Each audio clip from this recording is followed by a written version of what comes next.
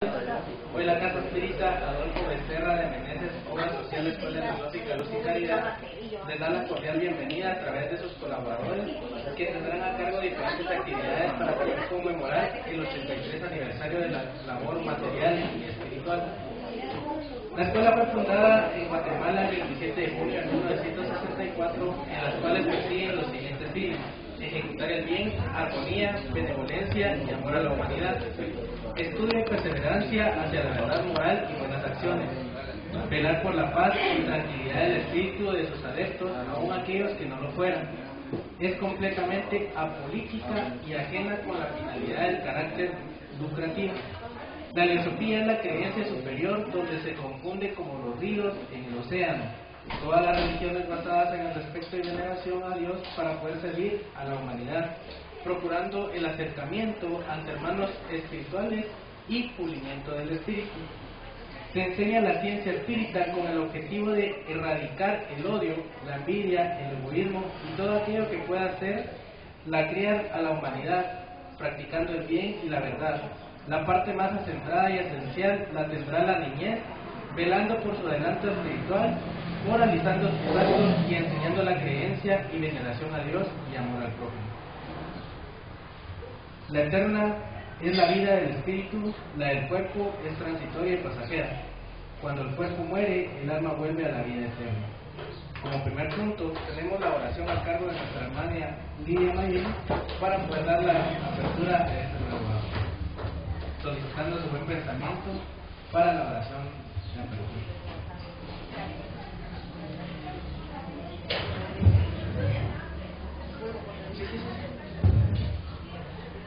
Muy buenos días, hermanos. Sean todos bienvenidos a este festejo que más que material es espiritual, porque gracias a la misericordia bendita del Padre Creador nos cobijamos en este recinto en el cual venimos a recibir la orientación que nuestros espíritus encarnados necesitan para su evolución en el progreso. Entonces, tenemos que darle infinitamente gracias a Dios, a Jesús, a las entidades espirituales que nos están dando en este momento sus fluidos para que nosotros seamos beneficiados y continuemos en este camino de amor, de caridad, pero no la caridad de lanzarle un pan a una persona. Si se va a regalar algo, tiene que ser con amor, tiene que ser con cariño. Si no, mejor no lo hagamos, y menos aún por el cristianismo. Entonces, infinitamente gracias te damos, Señor, Padre misericordioso, Padre de amor, amado Jesús, entidades espirituales, muchas gracias por darme esa oportunidad de poder dirigirme a ustedes y a que pueda dar inicio a lo que se va a llevar a cabo en esta mañana. Muchas gracias.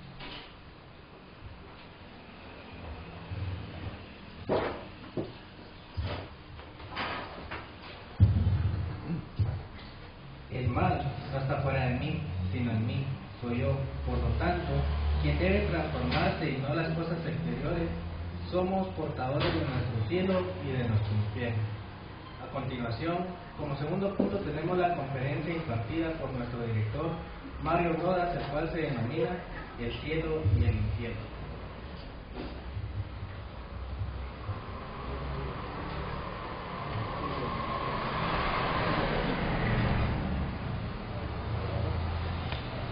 Gracias por su presencia en este aniversario más de la Escuela de Caridad. En esta oportunidad se decidió hacer una plática para conmemorar este aniversario.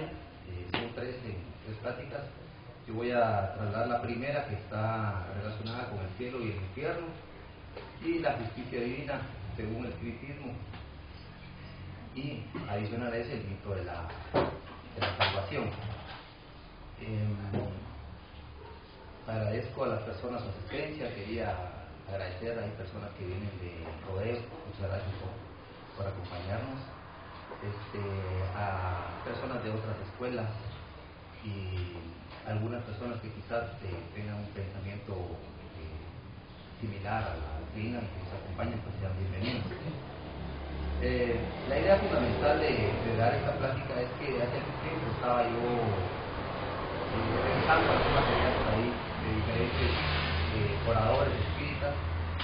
Entonces esta plática no es creada de mi persona, sino que yo tomé información de diferentes autores como Ademar Padre Junior, Haroldo Lucas Díaz,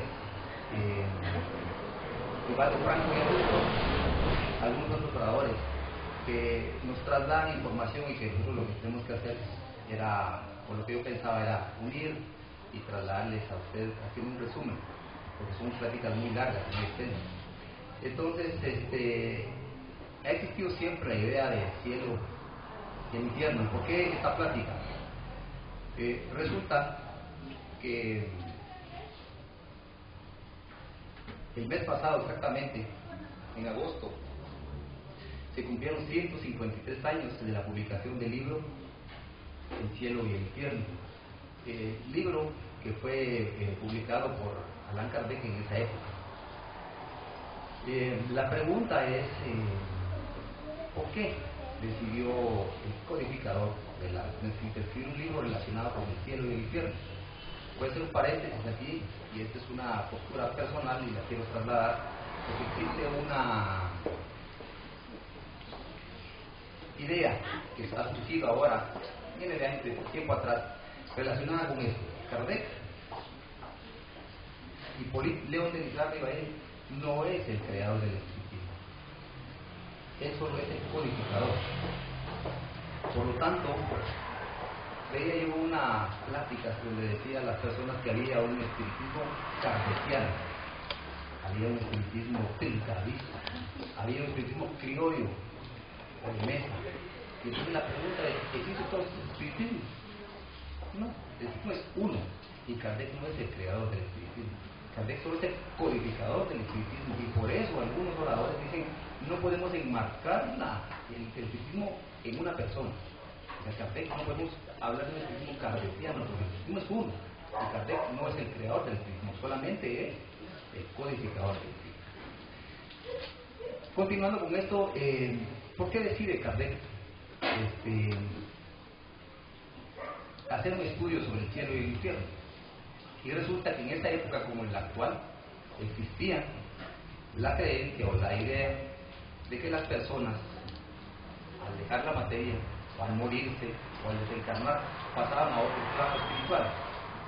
Y en ese plano espiritual esperaban dos cosas: el cielo o el infierno, según la iglesia. Y en 1593 surge algo nuevo, surge el purgatorio. Y en esa época hay una revuelta ahí con el movimiento protestante, donde se opone al purgatorio porque se convirtió en un negocio para la iglesia. Porque dijeron, mire, su familiar no se va a ir al infierno y no va a ir al cielo, entonces va a quedar en un lapso que es el purgatorio. Y si usted paga oraciones para él, o da un indulto, da propiedades para la iglesia, nosotros oramos por él, él va a ser del purgatorio y se va a aparecer. Y entonces el movimiento protestante se opuso a eso. Lutero se opuso a eso, y surge, por eso le digo, en esa época es un nuevo pensamiento. Viene Kardec, y entonces en el año de 1864, 65, en adelante, antes de que se publicara el primer libro de los espíritus, él empieza a tener ya comunicación, empieza a investigar, porque acuérdense que él era un científico, estaba investigando, y empieza a investigar qué pasaba con las personas que se estaban comunicando a través de jóvenes medios jóvenes. ¿Qué pasaba? Las personas que estaban allá del otro lado, ya en el plano espiritual. Pero en las comunicaciones que él tenía, ninguna persona, ningún espíritu le decía, oh, yo estoy en el infierno, o yo estoy en el cielo, o estoy en el purgatorio. Ninguna comunicación de esas llegó a Kardec. Y entonces dijo él, ¿cómo es posible? ¿O por qué? Voy a investigar por qué no existe esta información, ya que la iglesia nos dice que tenemos dos opciones. Y él empieza a hacer una serie de preguntas, como la del libro de los espíritus, que es la obra principal, digamos, de Kardec, codificada por Kardec, 18 de abril de 1857, es la primera publicación. La primera publicación salió con 501 preguntas. 3 años después, en 1960, surge el libro que nosotros conocemos actualmente, que tiene 1019 preguntas con 1019 respuestas. Hay un problema ahí en la pregunta de la 1011. Van a ver ustedes en algunos libros que no existe la primera 1011, no aparece en la 1011, y en una sí. Pero fue por un error de imprenta. Acuérdense que antes todo se hacía a mano, no había incluso computadoras o máquinas de escribir. Entonces, en error de imprenta, la pregunta 1011 está como inciso A, inciso B. Por eso no aparece, pero realmente el libro actual, ya con la traducción que se hizo directamente del francés que hizo la versión brasileña, ya aparece el libro con 1019 preguntas. Entonces, esta comunicación que tenía Kardec con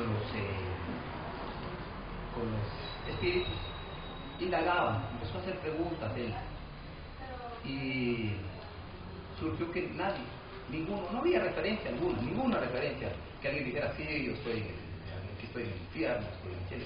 La referencia que él tenía era que los espíritus que se comunicaban decían, nosotros estamos en un lugar, por decirlo así, enmarcarlo, en una situación que nos ubica según no solo lo que nosotros fuimos, sino lo que nosotros hicimos.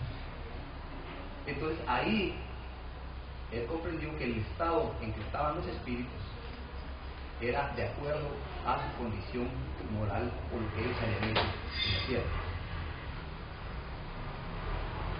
La primera parte del libro, no vamos a hablar acerca, la práctica en sí no es hablar sobre el libro. El libro ustedes lo tienen que leer, y después de que lo lean lo tienen que estudiar.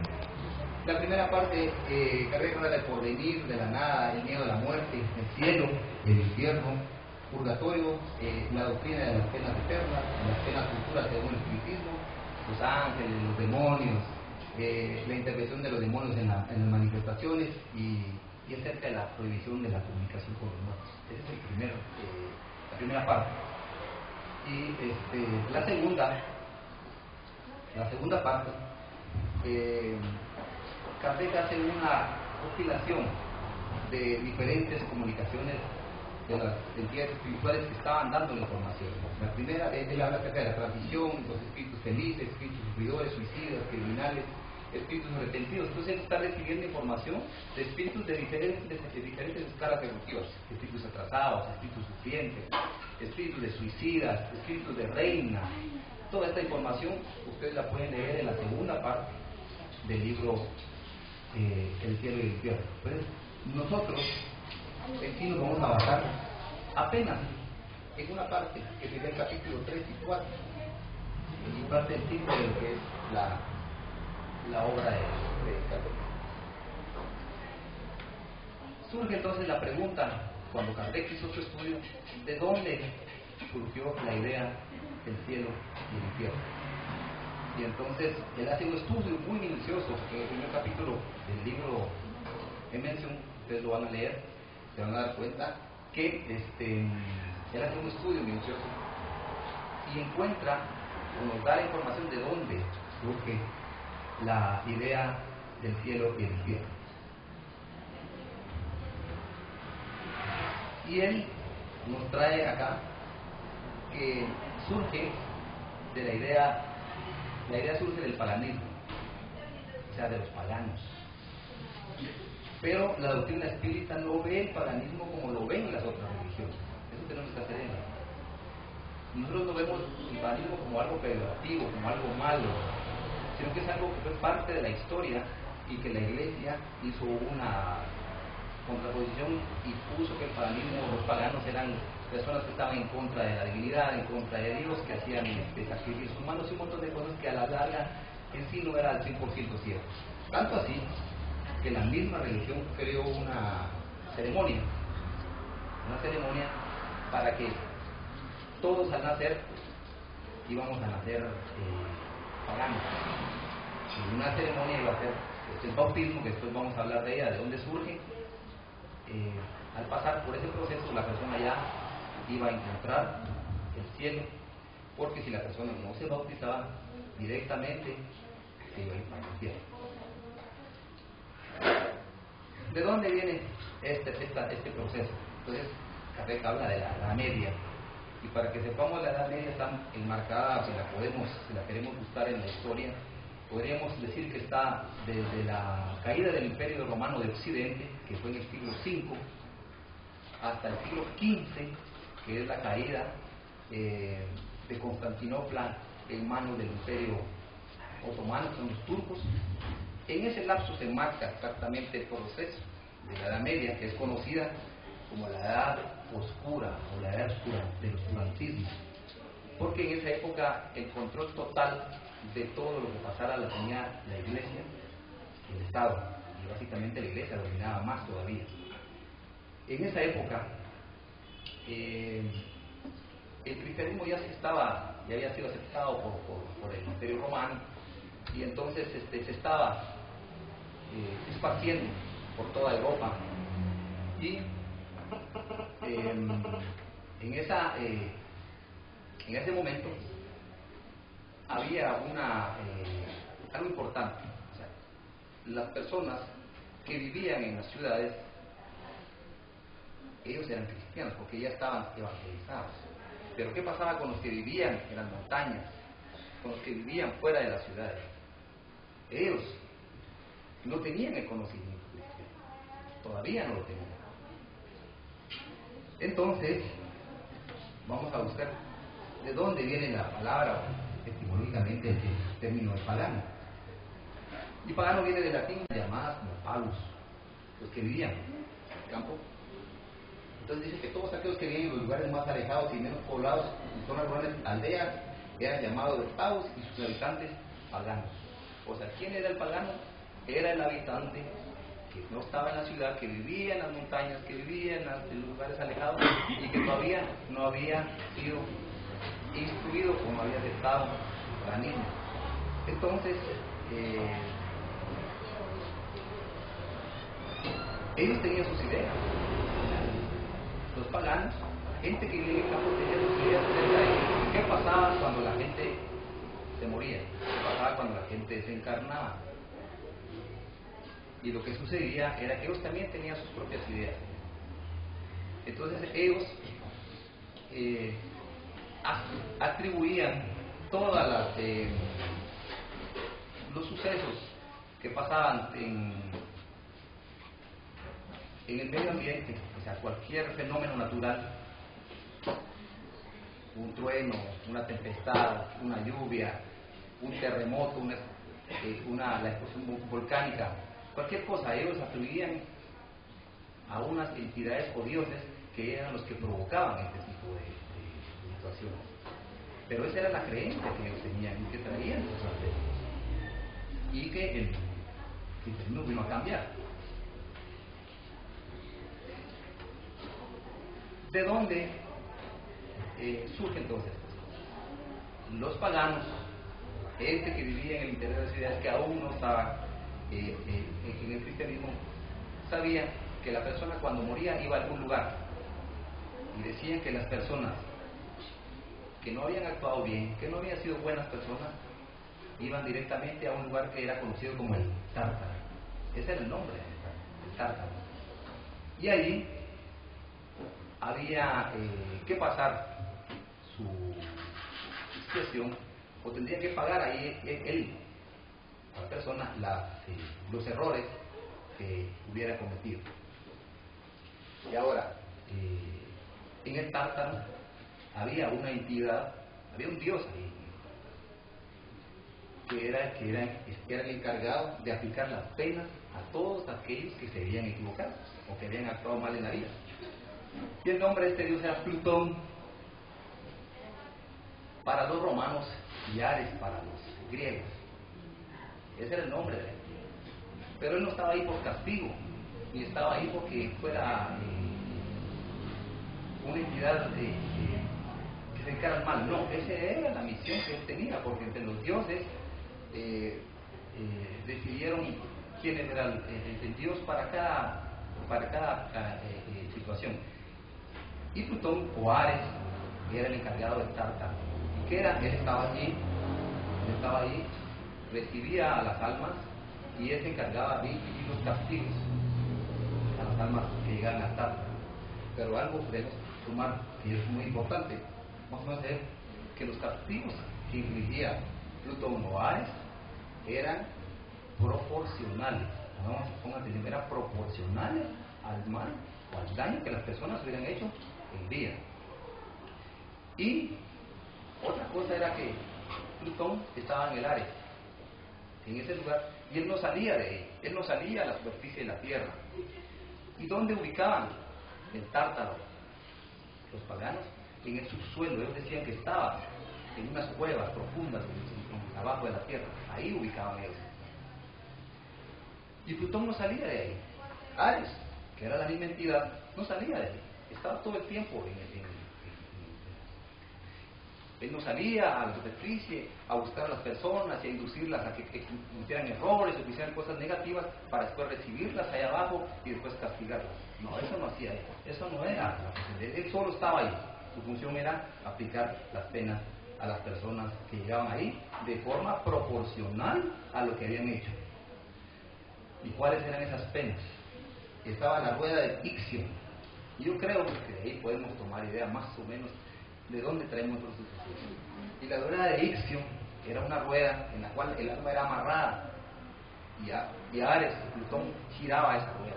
Abajo había fuego y cuando la rueda pasaba se quemaba la persona, experimentaba esa delicia de estar puliendo el alma, subía y estaba un poquito más tranquila, volvía a bajar y se quemaba, y ese era el castigo que aplicaba.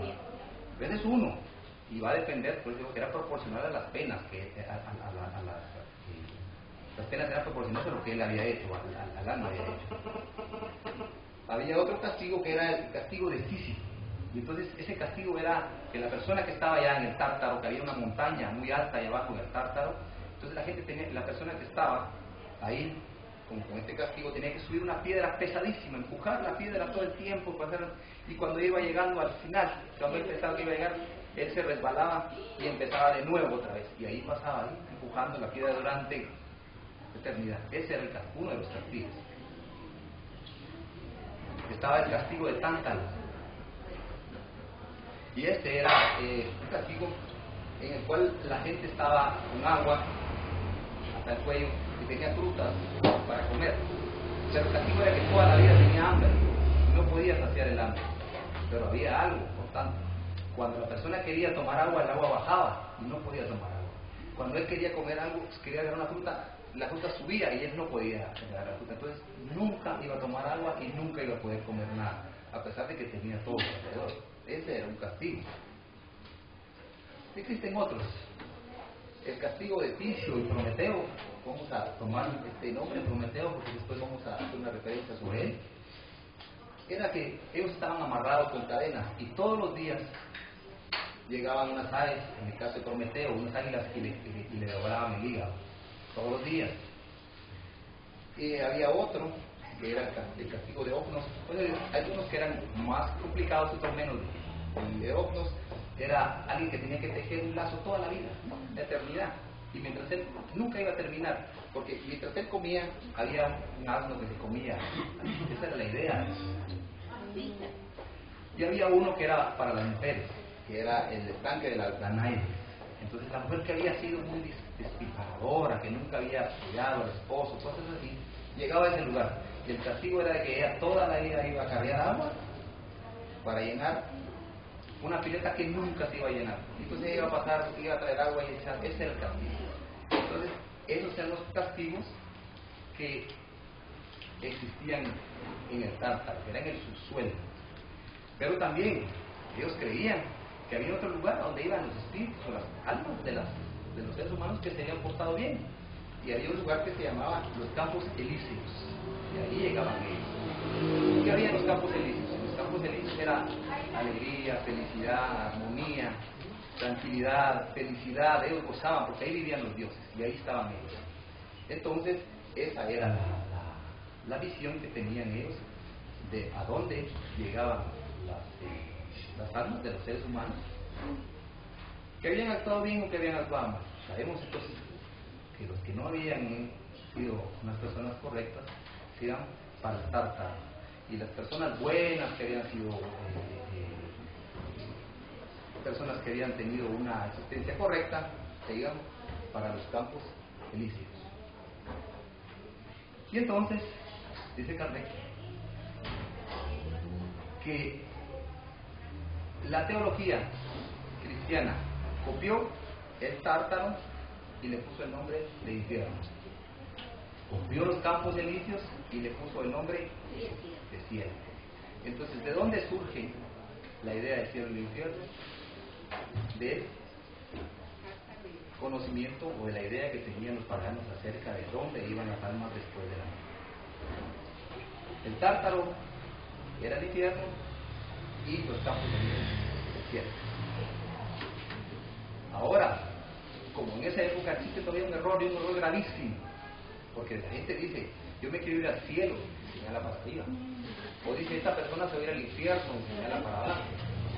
Y eso no puede ser así, porque no existe esa referencia en el universo. Aquí sí lo podemos decir, porque decimos, las sillas están ahí abajo y el ventilador está ahí arriba, porque eso está enmarcado en este espacio físico. Pero si nosotros salimos al espacio, no hay lugar allá donde podemos decir aquí es arriba, aquí es abajo, el norte, el sur. No existe eso.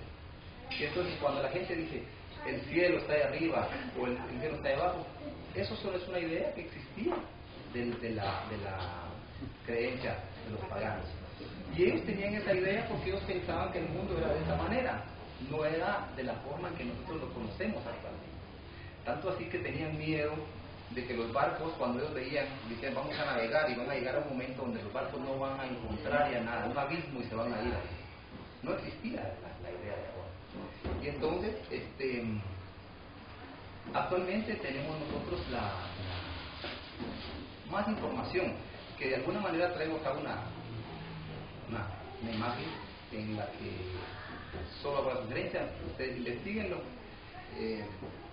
Dice que el mundo es redondo, gira en el universo a una velocidad de más de 500 kilómetros por hora y tiene varios movimientos. Nosotros conocemos dos, que es la rotación y la traslación, pero existen más. La Tierra tiene 12 o 13 movimientos y está ahí afuera. Entonces, si nosotros saliéramos un momento del planeta, nos daríamos cuenta que ahí arriba no hay arriba ni hay abajo, no habría ni norte ni sur.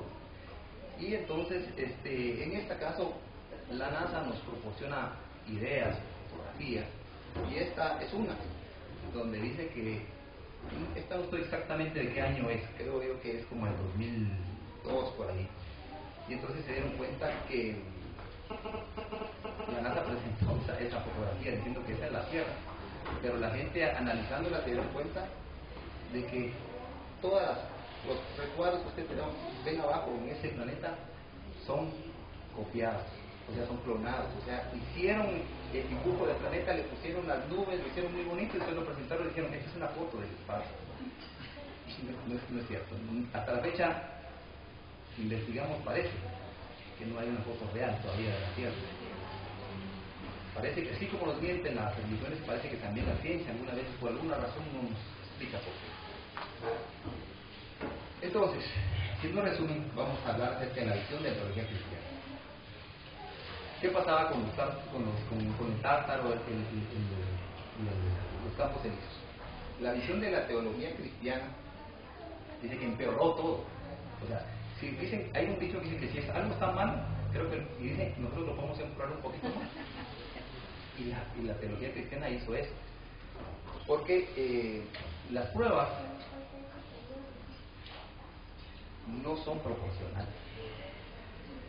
Si usted asesinó a una persona o se fue a robar un poco de comida de un centro comercial porque tenía hambre, usted cometió esas faltas y se va al infierno. No importa si su pena fue por darle comida a su familia o porque usted asesinó a alguien. Las penas no son proporcionales. Usted no sale de ahí. Ahí va a quedar para siempre.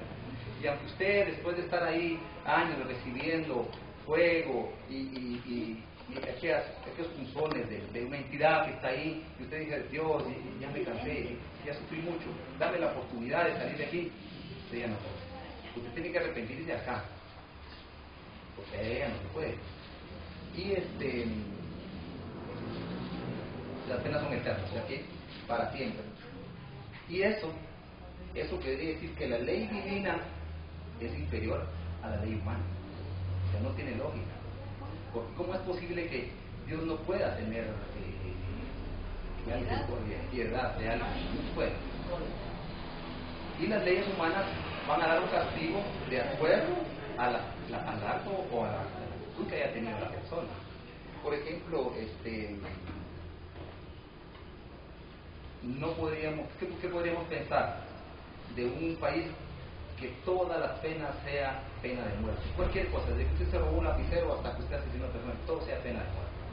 No existe. Entonces, dentro de las leyes humanas hechas por seres humanos falibles y con errores como nosotros, tendría mucho más avance que la ley de Dios. Entonces no tiene sentido. Entonces dice que empeoró el infierno. O sea, si ya estábamos mal con el tártaro allá con los paganos, imagínense ahora, pues está peor todavía. Y el cielo igual. O sea, si usted llega acá al cielo, dice, es un lugar donde usted va a estar rodeado de ángeles que van a tocar arpas 24 horas del día, los 365 días del año. Todo el tiempo que esté escuchando arpas, escuchando,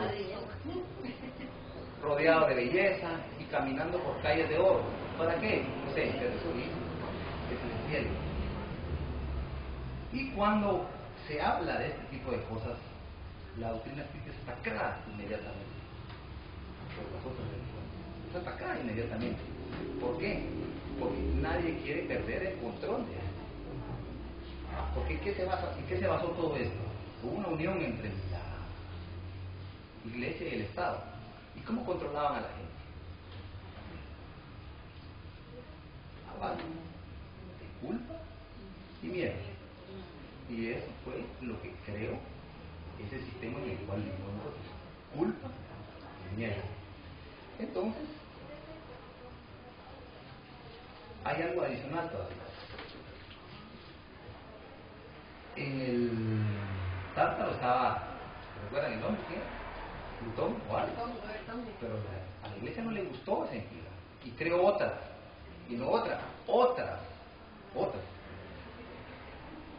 Para crearnos ese sentimiento de culpa. Y es una forma psicológica de dominar, no a una persona, a dominar sociedades completas. Es este tipo de situación. Y los que crearon esta idea sabían precisamente qué es lo que estaban haciendo. Por eso no existe una clase, una educación en la niñez donde se enseña espiritualidad, no religión, espiritualidad a las personas, a los niños, donde se les enseña a perdonar, a ser tolerantes. No se les enseña. ¿Por qué? Porque una sociedad espiritualizada es ingobernable, no la pueden gobernar. La persona libre, pensadora, es difícil que se pueda. Entonces, ¿qué fue lo que hizo no se ve acá la imagen, pero la iglesia creó otro ser mitológico? El diablo, Satanás, Lucifer, tantos nombres. Y esta entidad sí sale. Y no solo él, muchos. No solo está ahí esperando a las personas que digan, no, él sale y va a contaminar a todas las personas para después llevártelas allá. Y no solo es uno, son muchos. Entonces, veamos de dónde surge la idea o la palabra, porque hace poco platicaba con un hermano ahí acerca de esto. Entonces, la palabra diablo viene del griego diabolos, que significa calumniador.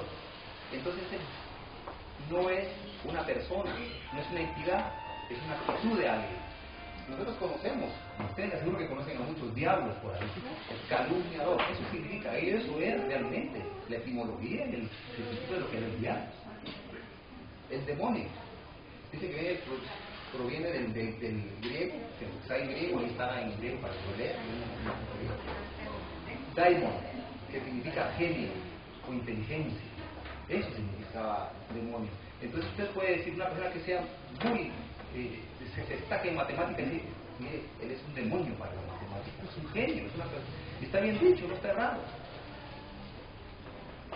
Belcebú era un dios de los acaronitas. Esta era una región de Acarón en la antigua Filistea, y ellos tenían un dios, pero ahí, cuando era el verano y había mucho calor, entonces, y obviamente las condiciones de sanidad, limpieza, la basura, ellos no sabían cómo manejarla, entonces producía mucha mosca. Entonces eran unas plagas de moscas grandes. Y entonces ellos hacían ritos hacia este dios que se llamaba Belcebú para que quitara las moscas, porque ellos pensaban que era un castigo este dios, porque ellos habían actuado mal. Y vino la iglesia, tomó a este dios de los acaronitas y lo metió al infierno y dijo, él es el que domina, el que controla todo, porque ese es el señor de las moscas. Y las moscas lo relacionaban con algo sucio. Han pasado así Gregorio IX, este papa atribuyó también a los gatos, dijo que tenían algo que ver, todos los gatos negros. Había gente, si usted tenía un gato negro en su casa, seguramente se moría el gato y usted a la par de él. Y él dijo que los gatos estaban relacionados con el demonio. Y en Europa acabaron los gatos, casi que acabaron por completo. ¿Qué generó esto? Que hubiera una producción del enemigo contra las ratas, y esto produjo la peste bubónica que mató más de 100 millones de personas por un pensamiento como este. Lucifer, del latín luz y fero, llevar, pues, portador de la luz, eso significaba Lucifer. ¿Y se acuerdan ustedes de aquel otro personaje que les hablé de la mitología que se llamaba Prometeo? Lean ustedes la mitología griega, qué es lo que dice sobre Prometeo, y lean la Biblia sobre lo que dice Lucifer. Y no cabe duda que la iglesia se fue a robar esa idea y la fue a plasmar en el libro. Entonces, la pregunta es ¿palabra de Dios? No, yo tengo mi duda. Satanás, del griego antiguo, Satán, y que quiere decir adversario u opositor. Entonces, si usted está en oposición al gobierno actual, usted es un Satanás, porque es un opositor. Eso es lo que significa. No es una persona, no es una entidad, es una actitud. Pero la iglesia conformó esa idea y lo atribuyó a un ser mitológico, a alguien que era el que hacía este tipo de cosas. Y como estamos hablando de cosas mitológicas, entonces yo traje una definición de que es un mito. Un mito es un relato tradicional que se refiere a acontecimientos prodigiosos que no pueden ser explicados por las leyes naturales. Entonces es una narración que presenta explicaciones fantásticas o irreales de hechos o fenómenos de la naturaleza. Cuando el ser humano no podía explicar algo, utilizaba el mito. O sea, le atribuía a dioses, a entidades y cosas que no podía explicar. ¿Quién sabe quién es este Dios? 100 puntos para ti.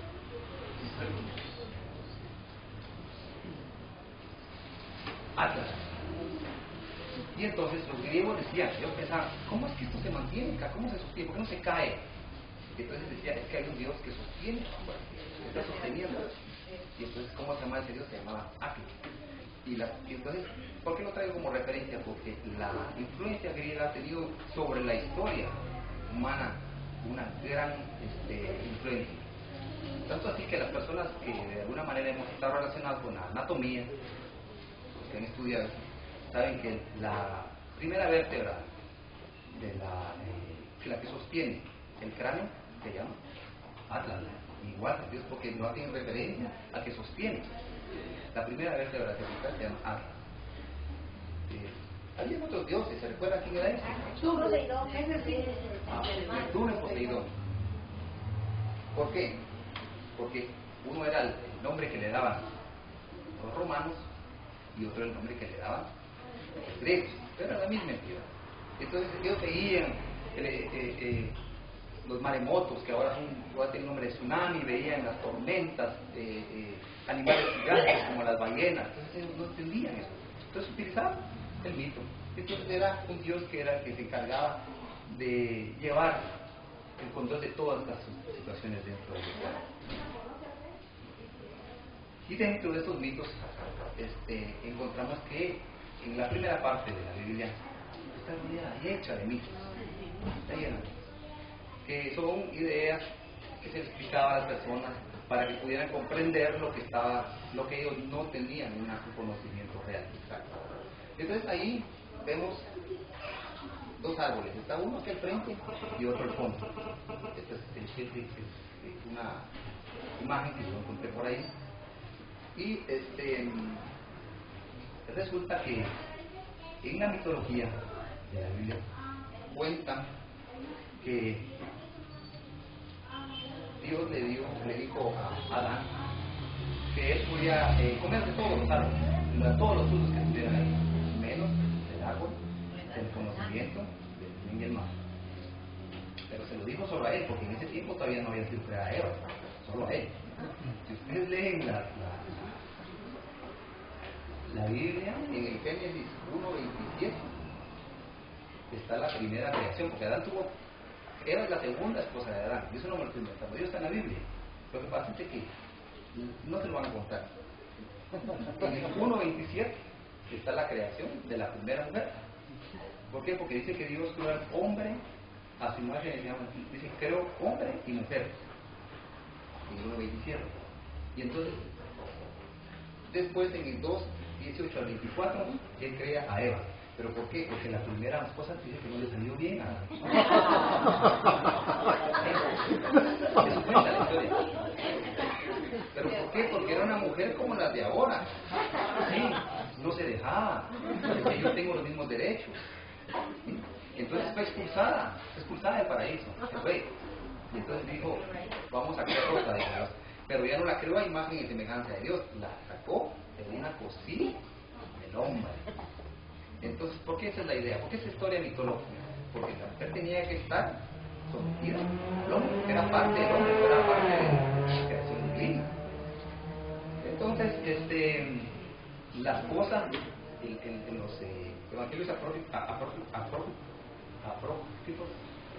esta historia, o sea, esa historia no está en el Evangelio, está esa parte en la Génesis, pero la historia de Lilith, que es la primera esposa de Dios, lo pueden buscar ahí está. Y ella se va, y entonces ya, por eso es la narrativa, porque en ese momento cuando Dios le dice a Adán que puede comer de todo menos de crear, no se puede. ¿Por qué? Porque le dijo Dios, si ustedes comen de ese árbol, se van a morir. Entonces, vamos con culpa y miedo. Entonces, no tengo que usar algo ahí, como fe. Ahí surge la serpiente, el mito de la serpiente. Entonces, la serpiente se acerca con Eva, que era más calibre, ella podía tener más altura, que Adán. Y le dice, Eva, ¿por qué no come usted de este árbol? Y ella dice, no, porque dice, nosotros si comemos de este fruto nos vamos a morir. Usted coma de esto. Y entonces hay una historia que tiene algo de gracia, que cómo fue que convenció porque hasta la fecha los teólogos no saben en qué idioma le habló la culebra o la serpiente a Eva. No saben, hasta la fecha no saben, ningún concilio ni nada ha dicho cómo realmente le habló la serpiente a Eva. Entonces ahora quizás para las personas que han visto las películas nuevas y los libros nuevos, un personaje famoso, Harry Potter, habla con la serpiente y tiene un idioma con el cual se comunica con ella. Se llama Parcel, ese es el idioma, por los que han leído los libros. Posiblemente en ese idioma se comunicó, porque de otra forma, no se podía. Entonces dice que Eva estaba ahí y ¿saben cuál fue como la serpiente le dijo? La historia es un poco jocosa, dice que se acercó la serpiente y le dijo a Eva, ¿por qué no comer esa fruta? No puedo, si yo como esa fruta nos expulsan de aquí y nos vamos a morir. Y entonces dice que le dijo la serpiente, Si usted come ese fruto, usted va a poder comer todo lo que usted quiera en la vida y no va a engordar. Eso usted va a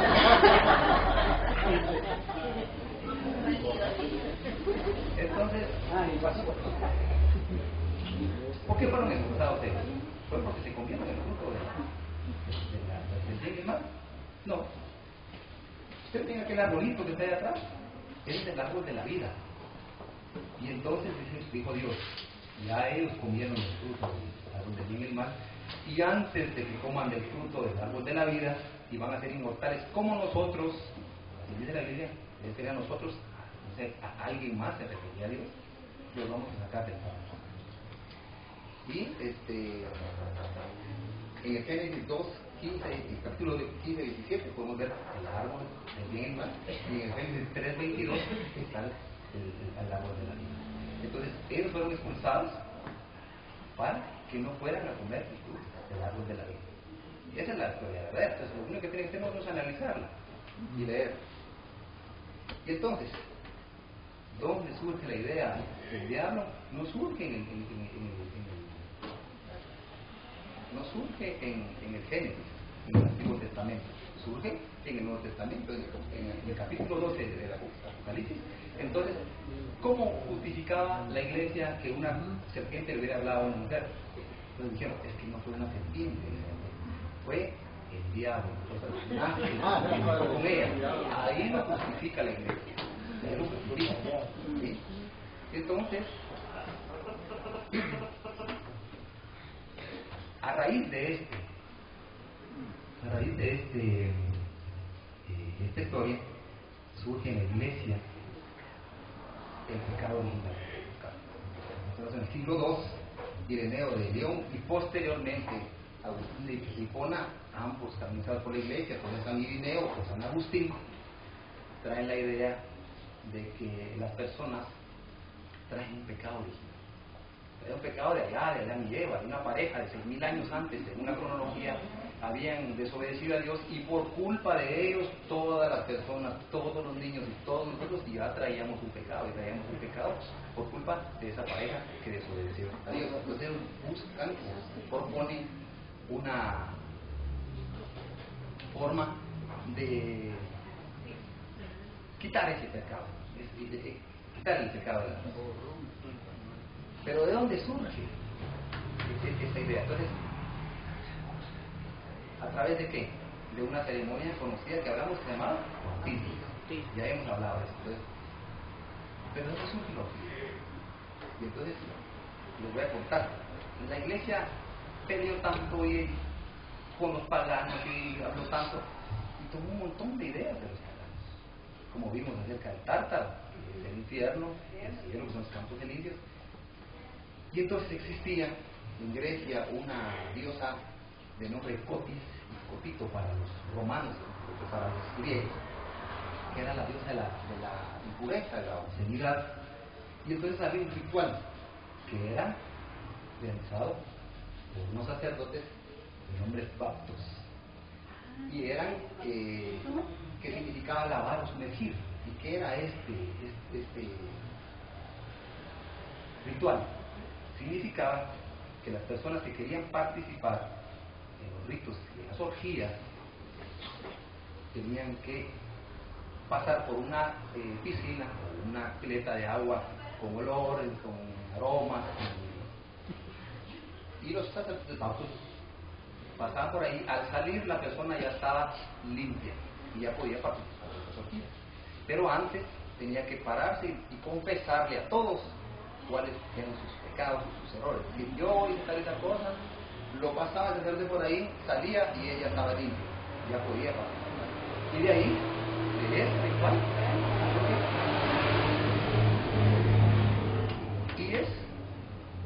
y ahora es una situación en la cual las religiosas se pelean por eso.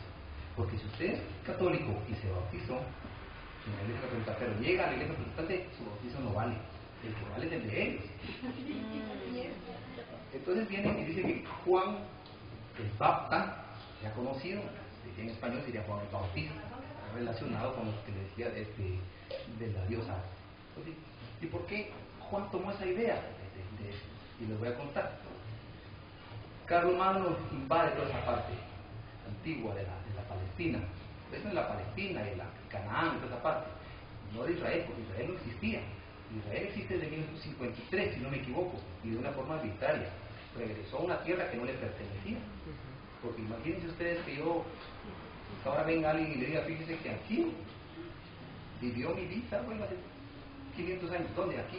Entonces, por favor, váyanse porque esto es mío. Entonces, en esa época, los griegos llegan a esa ciudad y fundan 10 ciudades, Decápolis. Y buscan ustedes en la Biblia, van a encontrar que existen 10 ciudades. Y existe una que se llama Gadara. No sé si ustedes, en la Biblia hay una donde Jesús llega a un lugar y encuentra a una persona que está poseída y que hay unos cerdos y que se van por un despeñadero. Esa es una ciudad de esas, de las 10 ciudades que habían fundado los griegos. Y entonces Juan toma esa idea como un símbolo, no porque él hiciera lo mismo, era un símbolo, pero que él no lo hacía en una pileta, sino que lo hacía en el río Jordán. Entonces decía, venga usted, confiese que usted ha hecho igual. Así como usted se lo va a pasar por el agua, así como usted se baña y se limpia su cuerpo, así quite todo ese montón de cosas y no las vuelva a hacer.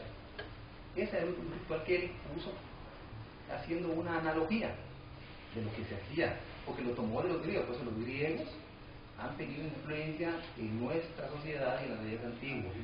Entonces de ahí surge la idea. Por eso digo que hasta ahora está la idea que se pelea. Las mismas reacciones, pues en Mateo 3.3, en Mateo 3, del 3 al 17, dice, Jesús se bautizó. Entonces ahorita como Jesús se bautizó, yo me tengo que bautizar, pero Jesús también lo crucificaron, entonces lo van a crucificar ustedes. No, lo que pasa es que nosotros no tenemos que hacer lo que le hicieron a Jesús, nosotros tenemos que hacer lo que dijo Jesús que hiciéramos, y Jesús en ningún momento dijo que nos teníamos que bautizar. Pero el mismo Juan dice que él, cuando la Biblia puede leer, dice que yo no soy digno ni siquiera de amarrar las sandalias. Y entonces cuando Jesús llegó ahí, Jesús tenía un pecado que confesar, Jesús tenía pecados que quitarse, errores que había cometido. Entonces llegaba y dice, mire, yo soy el espíritu más elevado que ha venido encarnado a este mundo, pero lo voy a confesar porque tengo un montón de ideas. No, esas son ideas que nos han puesto las religiones y que son mitos, son mitos. Entonces ya para ir terminando por el tiempo, entonces yo traje en el versículo 17, en el capítulo 17, versículo 20 al 21, le preguntaron los fariseos a Jesús, ¿cuándo había de venir el reino de Dios? Y él les dijo, el reino de Dios no vendrá con advertencia, ni dirán, helo aquí o helo allí, porque aquí el reino de Dios está entre vosotros. Esta es una traducción de la Reina Valera de 1960. Aquí tomamos una y esta es otra, Dios habla hoy de sociedad bíblica. Y entonces comparamos las dos. Lo que pasa es que hay muchas traducciones de la Biblia. Yo calculo que mínimo hay unas 40 traducciones distintas de la Biblia solo al español. Entonces dice, los fariseos le preguntaron a Jesús ¿cuándo había de llegar el reino de Dios? Y él les contestó, la venida del reino de Dios no es algo que todo el mundo pueda ver. ¿Por qué? Porque no es algo físico, no está allá arriba en el cielo, ni está allá abajo. El reino de Dios, el reino no existe. Entonces por eso dice, no es algo que se pueda ver porque no es algo material. Ni se puede decir, helo aquí o helo allí, porque no va a estar en ninguna parte. El reino de Dios está entre ustedes, y en otra traducción dice, el reino de Dios está en vosotros o dentro de vosotros. ¿Qué significa eso? Que nuestro cielo y nuestro infierno van a estar dentro. Y entonces, si vemos aquí en estos capítulos por versículos de Mateo, Jesús siempre habló acerca de ley de causa y efecto. Entonces, si tomamos en cuenta cuando Jesús quiere ser capturado, Pedro saca su espada y Jesús le dice, guarda la espada en la vaina porque el hierro mata, el hierro. Hay otra donde dice en Mateo 7:2, con la misma vara que miras, serás medido. Ley de causa y efecto. libre transgresión. Y entonces en Mateo 19:14 se acuerdan ustedes cuando dice Jesús pecadas, pero no dejaban que los niños dejadas, los niños que hacen también, porque los que son como ellos, a ellos les pertenece el reino de los cielos. Entonces, si hubiera sido como lo que nos cuentan, Jesús dice, no, apárteme todos esos niños de aquí, porque ellos ya vienen contaminados de allá de Adán y Eva y traen una... Entonces, en la codificación kardeciana de Kardec, bueno, la codificación hecha por Kardec, preguntaba, cuando él preguntó a Jesús, la referencia era, nosotros estamos en el lugar de acuerdo a las cosas que nosotros hicimos, y eso lo enmarca en ese lugar. Por lo tanto, ¿qué sería esto? Es un estado de conciencia. El cielo del cielo sería un estado de conciencia, no sería un lugar físico. Entonces nos queda meditar acerca de esto. Hay muchas situaciones ahí que han puesto para que nosotros de alguna manera busquemos información. Hay otros libros, otras referencias para que nosotros sigamos llenando de conocimiento. Y por lo tanto, entonces, llegamos a la conclusión de que el cielo, el infierno, el purgatorio, todas estas cosas existen únicamente en nuestro interior y va a depender de nuestra condición, porque si preguntamos, como dice, ustedes tienen un pecado original, nosotros traemos manchas, traemos impresiones, sí traemos de existencias pasadas, pero no de allá de Eva, sino de nuestras actuaciones en vidas precedentes. Entonces, con eso quiero finalizar. Agradezco su atención y vamos a continuar con el programa. Agradecemos a nuestro director por habernos brindado esta charla. Una charla en la cual nos enseñó bastante de dónde proviene todo lo que es el cielo y el infierno. De verdad que esto, para poderlo platicar, no solo amerita 45 minutos, es de horas para poderlo llegar a comprender, pero sobre todo dejar la inquietud en ustedes para que podamos estudiarlo más adelante. El orgullo es el que engendra la incredulidad. El hombre orgulloso no admite nada superior a sí mismo. Como tercer punto tenemos entrega de un pequeño refrigerio para poderle proporcionar a los asistentes acá presentes. Pláticas, no son conferencias, son pláticas. Conferencias de un maestro muy elevado. Yo solamente voy a hacer una plática resumiendo el tema que ustedes ven acá. Entonces platicábamos con Mario y comentábamos que no había ninguna secuencia especial para estos temas, pero nosotros comandamos. El mundo espiritual dirige, y eso es lo que uno debe tener muy claro, ¿sí? Entonces, oh sorpresa, digámoslo de esa forma, lo que Mario dijo para mí es excelente porque me permite hilvanarlo de una manera muy interesante, diría yo, o bonita. Mario hizo referencia a lo que es la mitología, cielo, infierno y lo que ustedes quieran, haciendo una muy tenue apreciación religiosa, que eso es algo que es muy importante. Yo a Mario le he dicho algunas veces que tengo muchos deseos de hacer una plática sobre la religión, pero no me animo porque no quiero ofender, ¿sí? Entonces eso es lo que me detiene, cómo hacer algo sin ofender, y Dios encontrará y el mundo espiritual me guiará. Por supuesto, y ahora le comento a Mario que estoy leyendo y voy a hacer una plática que a mi parecer, va a estar muy bien. Se llama Viviendo en Familia. Eso va a ser una plática, ¿por qué? Tal vez porque a mí me gusta no tanto aspectos teóricos, sino más aspectos que puedan ser prácticos. Y entonces Mario hoy habló de lo que es el cielo y el infierno.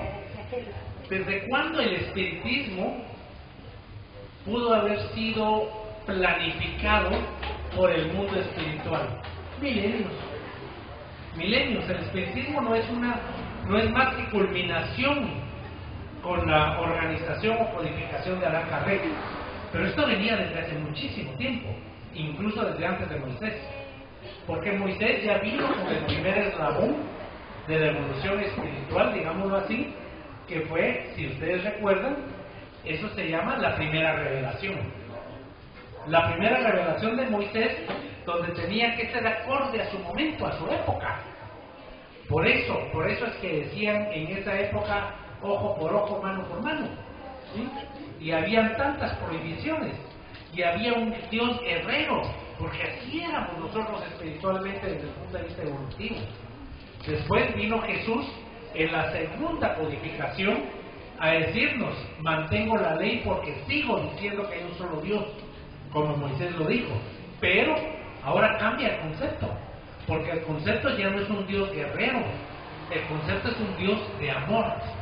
Entonces es un cambio radical en el concepto evolutivo del mundo espiritual, del espíritu del ser humano. Y viene luego la tercera revelación, que es el espiritismo. Recordemos que algunas religiones tienen la gracia, usamos esa expresión, de que esperan que Jesús venga en cuerpo y alma. Es imposible y es algo que es antinatural. Y Dios y Jesús nunca podrían estar contra la naturaleza. Con el debido respeto, resurrección no existió. Porque media vez alguien deja la materia o la materia ya no tiene vida, empieza el proceso de descomposición celular y eso no tiene reversión. Si tuviera reversión es contra las leyes de la naturaleza. Entonces lo que hemos visto después de Jesús no es más que materialización, que eso lo platicamos también hace algunos días en los desayunos. Entonces ahora viene el siguiente punto, que es conociendo el espiritismo.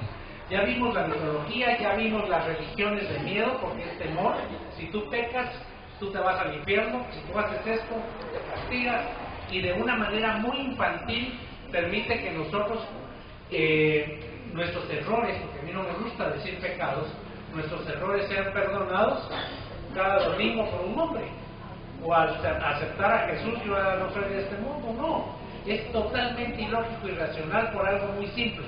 ¿Qué pasa con el dolor que nosotros provocamos? De acuerdo que yo puedo, por supuesto, ser perdonado, entre comillas, de los errores que cometí, pero ¿y el dolor que provoqué? ¿Qué pasa con ese dolor? El daño, la destrucción que yo pude haber provocado, ¿sería justo que así, como una varita mágica, desapareciera? No. Entonces, ¿por qué el espiritismo tiene pocos adeptos? Porque es más cómodo decir que todo se perdona y seguir adelante. Y qué rico, pues. Como les decía alguna vez, ¿qué razón hay o qué objetivo tiene el que yo sea bueno? Si el día que yo deje la materia, voy a estar a la derecha del Padre o voy a estar gozando de la gloria. Entonces, para eso, ¿qué objetivo tiene? ¿Qué razón tiene yo siempre querer ser mejor? ¿Sí? ¿Por qué? Si no tiene ningún objetivo aparente. Y es ahí donde la doctrina espiritista tiene dos fundamentos básicos: lógica y razón. Esa es la diferencia que hace con el ser humano. Y los que tienen la suficiente madurez espiritual, sin que sea un insulto, van a llegar. Nunca debemos rechazar o hacer por un lado a cualquier otra religión, jamás. O alguien que profese una religión, nunca. La comprensión debe ser de nuestra parte. Nosotros debemos ser los que comprendemos, en ese caso, a los seres que están como nosotros estuvimos en un momento anterior. Entonces empezamos con la doctrina espírita. La doctrina espírita fue codificada por un ser espectacularmente grande, Allan Kardec, y era tan importante que el mundo espiritual tenía ya preparados sustitutos por si Allan Kardec no lograba realizar su trabajo. León Denis, León Flammarion, tanta gente que llegó alrededor de este ser y que en un momento dado tenía que sacar la tarea, sí, Allan Kardec no la lograba sacar, pero afortunadamente Kardec lo logró. Kardec, hay que mencionar algo. Kardec era un educador, un pedagogo de primera. Él en Suiza, con Pestalozzi, hizo un programa educativo que aquí en nuestro mundo hasta hace pocos años aún se utilizaba, para que ustedes vean la magnitud de este ser. Aparte de ello, tuvo que tener algo. y tuvo que cambiar su nombre, León Hipólito de González Ribail. ¿Por qué? Por el seudónimo de Allan Kardec. Allan Kardec, un druida, que así era su nombre, de la época celta. Entonces sabemos de dónde viene, y no creo que sea necesario comentar por qué tuvo que cambiar su nombre en esa época. Luego, si conocemos el espiritismo, tenemos que explicar varios puntos. Primero, espiritualismo. Espiritualismo son todas las teorías, filosofías que están creyendo o creemos, tienen la certeza de que algo sobrevive a la muerte. ¿Sí? ¿Cuáles? Las que ustedes quieran, desde los momentos de la prehistoria hasta actualmente. Los católicos son espiritualistas, sí. Los evangélicos son espiritualistas, sí. Nosotros como espiritistas somos espiritualistas, sí, porque creemos que en algo sobrevive a la llamada muerte. Ahora bien, ¿qué cosas más importantes hay? La doctrina espírita o espiritismo. Esto es muy importante. El espiritismo solo puede ser por Allan Kardec. El espiritismo es sinónimo de kardeciano, porque Allan Kardec fue el que acuñó el nombre de espiritista. Trincado no es espiritismo, trincados son trincadistas, que es una teoría diferente, tiene algunos bemoles, por supuesto. Pero nosotros, que somos quienes seguimos la teoría de Allan Kardec, con la filosofía que él ha implementado, sí somos espiritistas. Y el espiritista o espiritismo no es más que el estudio de la relación del mundo material con el mundo espiritual. No es que yo vea la doctrina espiritista como algo muy simple o sencillo, no lo es, de veras que no lo es, pero en algunos conceptos podemos facilitarlo. Por ejemplo, ¿qué es el espiritismo? La relación entre el mundo, o el estudio entre el mundo material y el mundo espiritual. A veces se nos llena la cabeza, y sobre todo con la gente que tiene poco conocimiento de esto, con mil cosas, incluso la evocación de los muertos. ¿Sí? Hace algunos días, platicando en el desayuno de los primeros domingos de mes, comentábamos algo. Nosotros, el espiritismo ha evolucionado. Ha evolucionado desde unos primeros momentos en el siglo XIX, donde eran indispensables las materializaciones, para ti como la medio clásica, para demostrar que los espíritus existían.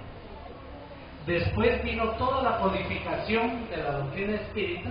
Posteriormente vinieron todos los medios. Esta fue una plática que di sobre mediunidad. Pero actualmente cada vez se usa menos mediunidad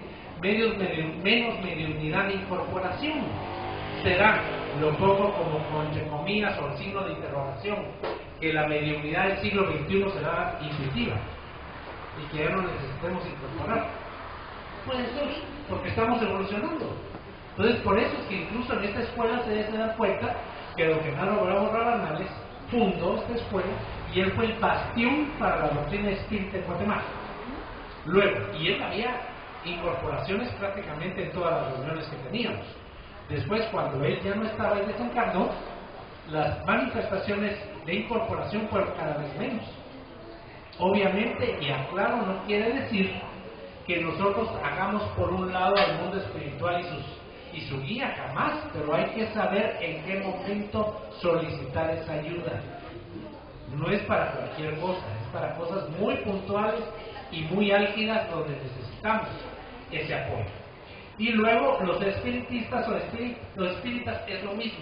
En Brasil le dicen espíritas, yo le digo espiritista, es lo mismo Chanacajuán. ¿Sí? Eso no tiene nada que ver, es solamente aspectos de la palabra. ¿Y qué significa espiritista o espírita? Adepto al espiritismo, o amigo del espiritismo, o estudiante del espiritismo. ¿Sí? Si ustedes se dan cuenta, a mí me gusta mucho explicar o platicar sobre el fondo y no sobre la forma, porque creo que eso es más importante. Para empezar, ¿qué tenemos que saber? ¿Qué es el espíritu? Porque muchos de nosotros venimos acá y les aseguro que no conocemos lo que estamos haciendo, que es el espiritismo. Para empezar, el espíritu es un ser inmaterial, individual, que reside en nosotros y sobrevive al cuerpo. ¿Nosotros tenemos espíritu? Sí, pero por semántica se le llama alma cuando está encarnado. Pero no sé, a mí en lo personal no me gusta hacerme bolas. Cuando voy a un programa de radio y me preguntan por el espíritu, yo no doy estas declaraciones, sino simplemente digo, sí, el espíritu tal cosa o el alma tal cosa. Lo tomo como sinónimos, aunque si uno quisiera ser muy estricto, obviamente no lo son. Principio vital. ¿Qué es el principio vital? El principio vital es el principio de vida material y orgánica. Aquí viene algo muy importante. Muchas veces nosotros no consideramos que la materia tenga vida, ¿sí?